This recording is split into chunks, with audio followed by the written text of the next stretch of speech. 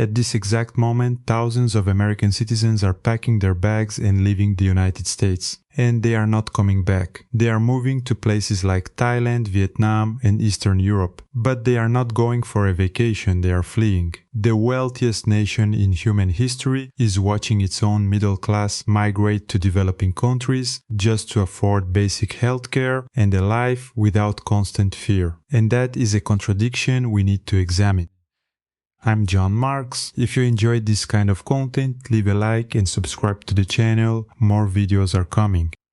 Let's understand what is happening here. For generations, the United States was the ultimate destination, the promised land of upward mobility. But the flow of human capital is starting to shift. Young adults, young families, and even retirees are looking at the American landscape and making a radical choice. They are walking away. When you listen to these expatriates, you hear the same pattern over and over. It is not about hating their homeland. It is about an underlying layer of stress, a background anxiety that most Americans do not even realize they are carrying until they leave. Think about the daily reality for the average American. You go to a mall, you attend a festival, you send your children to school, and somewhere in the back of your mind, there is a calculation about exits and active threats. That hypervigilance has become entirely normalized in the United States. But here is the truth. That is not normal.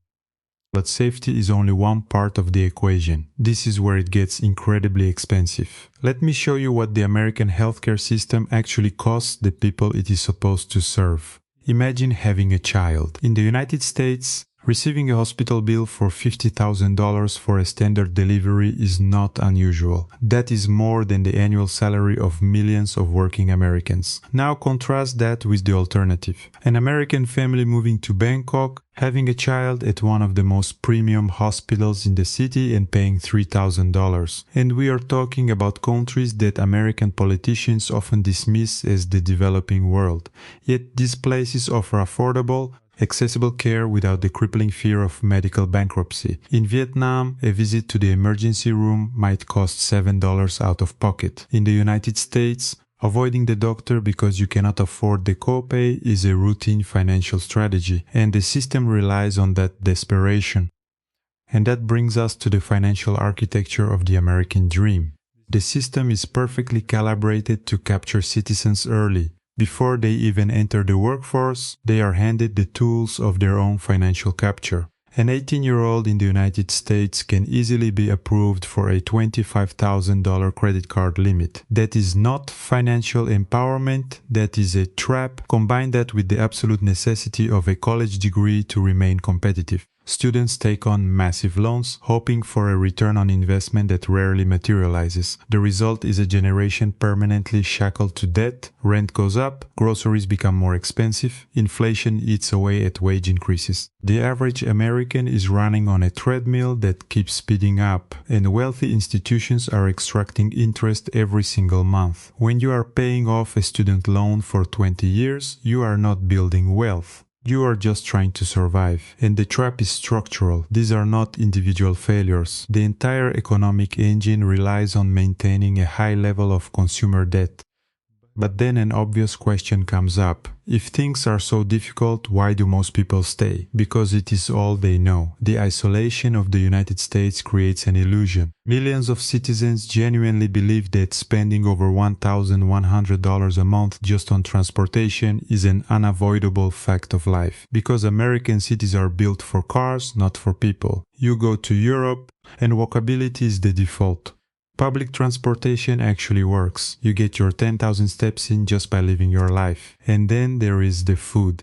It is no secret that many ingredients common on American grocery shelves are strictly banned in other nations. Highly processed foods, artificial dyes, and massive amounts of sugar are driving a national health crisis. 75% of the population is overweight. Over 70% take at least one prescription medication. The American consumer is being fed a diet that makes them sick and then sold the medicine to treat the symptoms.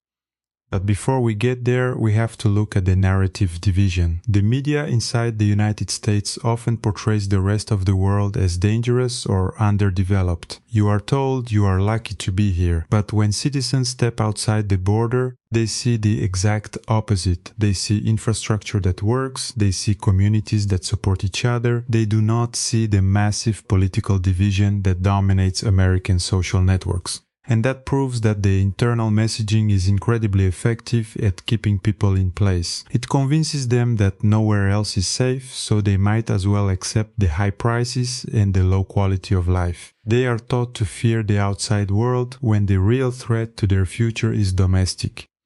So what happens next? People find an exit. They realize that a studio apartment walking distance from a beautiful beach in Asia can cost $100 a month. They discover fresh whole foods at local markets for just a few dollars a day.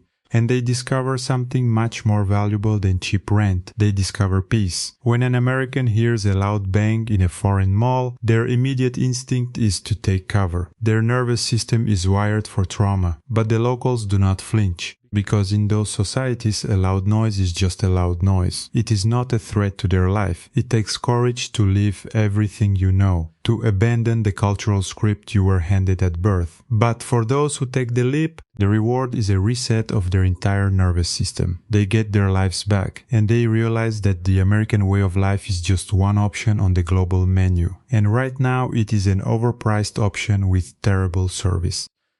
And this is where the United States enters the story, because actions have consequences. When a nation prices its own citizens out of a safe, healthy life, the system begins to fracture. Washington is watching this closely, or at least they should be. The people living are young, productive, and remote capable. They are taking their taxable income, their innovation, and their families to foreign economies. The American taxpayer is ultimately left to shoulder the burden of an aging infrastructure and a broken healthcare system, while the smartest money simply walks out the front door.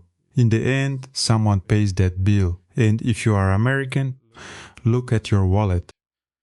Thanks for watching. Support links are in the description and on screen.